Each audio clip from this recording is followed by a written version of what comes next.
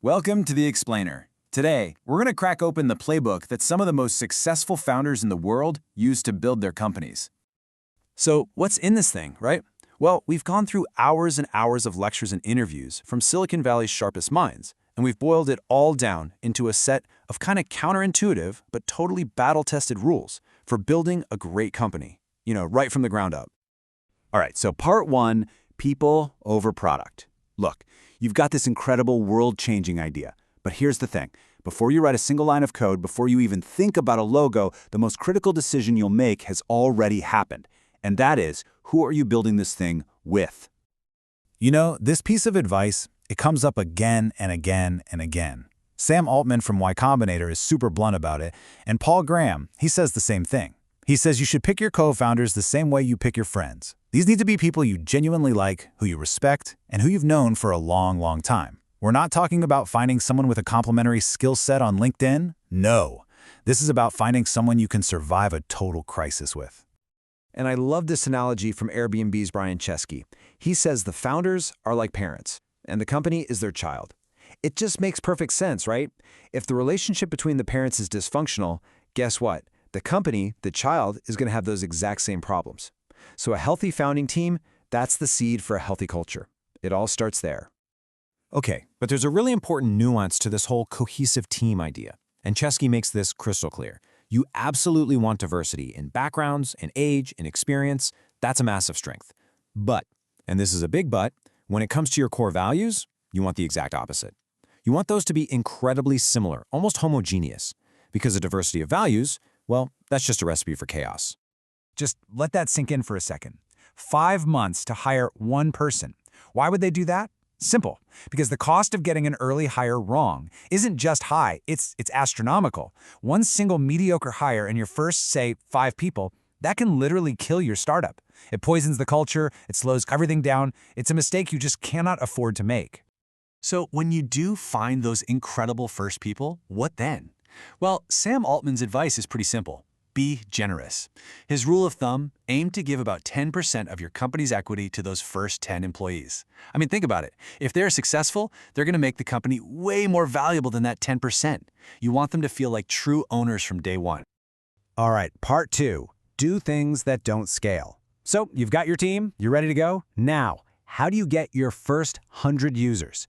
The answer, and this is almost always the answer, is to do stuff that feels totally manual, completely unsustainable, and just unscalable. So let's look at the story of HomeJoy. They wanted to build a platform for home cleaning. But to really get the problems of their customers, and just as importantly, their cleaners, they didn't just send out a bunch of surveys. Nope. The founder, Adora Chung, she literally got a job as a cleaner. She learned how to do the job, sure, but she also learned exactly how a local cleaning company worked from the inside out. And crucially, she saw why it couldn't scale. And here's another classic. You've probably heard this one, DoorDash. They didn't spend, 6 months in a basement building some complex logistics algorithm.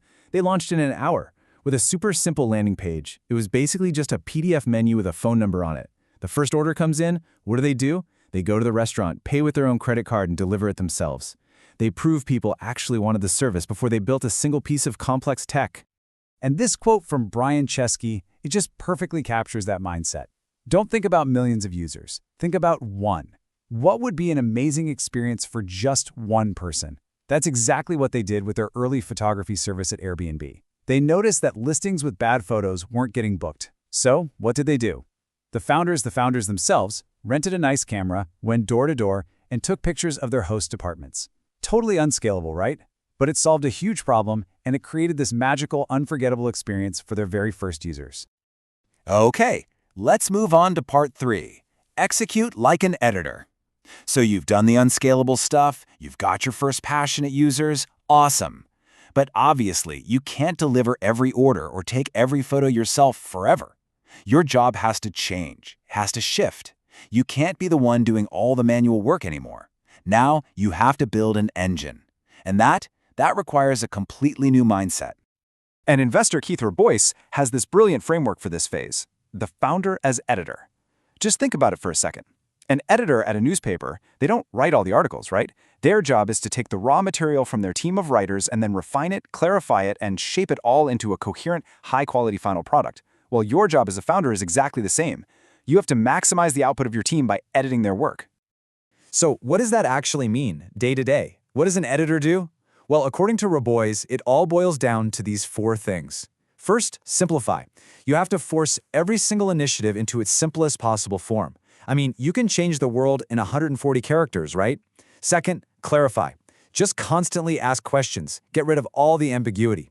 Third, allocate resources. This is a big one. You move your absolute best people to your biggest problems. And finally, ensure a consistent voice. You want every single part of the company, from the website to how you recruit, to feel like it was written by the same person. Now, execution isn't just about the good stuff, the building part. It's also about making incredibly difficult decisions. And maybe the hardest is letting someone go.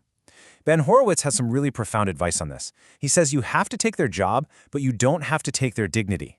The key is to really, truly think through the situation from every possible angle, from your perspective, from the employees, and from the rest of the teams.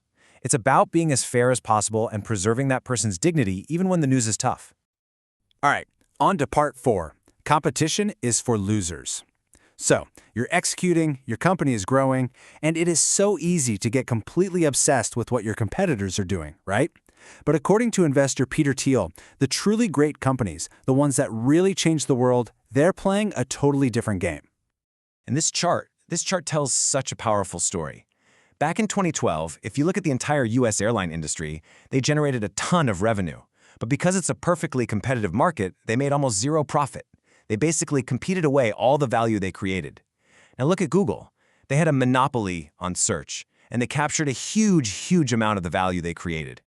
And this leads right into Thiel's most famous and, most controversial idea. Your goal should be to build a monopoly. Now hold on, we're not talking about an illegal, evil empire kind of monopoly. We're talking about a creative monopoly. You build one by creating something so unique and so much better than anything else out there that you basically have no real competition. And when you do that, you get to set your own prices and actually keep the value you're creating. So how on earth do you do that? You start small, like ridiculously small. The key is to find a tiny group of very specific people all in a specific place who have a very specific problem. And then you just completely dominate that little market. The classic example, of course, is Facebook. Their first market wasn't the entire world, it was just the students at Harvard. That's it. It was a market so small that no big company would ever even think about it. Okay, so let's bring it all together for our conclusion. Your most important job. We've talked about people, we've talked about doing things that don't scale, we've talked about execution, and we've talked about monopoly theory. So if you take all of that wisdom and boil it down, what is the one single most important job of a founder? At the end of the day, it really all boils down to this. Your job is to build an engine that doesn't fall apart.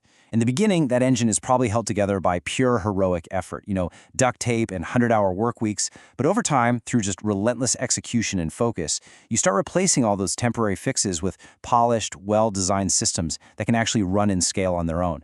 And let me tell you, it is a years-long grind. And maybe the perfect philosophy for this comes from the legendary NFL coach Bill Walsh.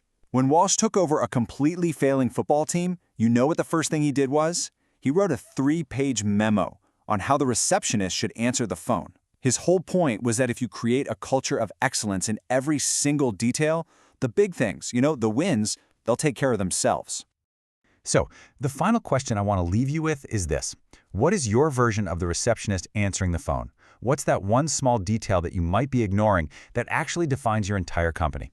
Because at the end of the day, getting the details right isn't just a detail. It's everything. And that is the playbook.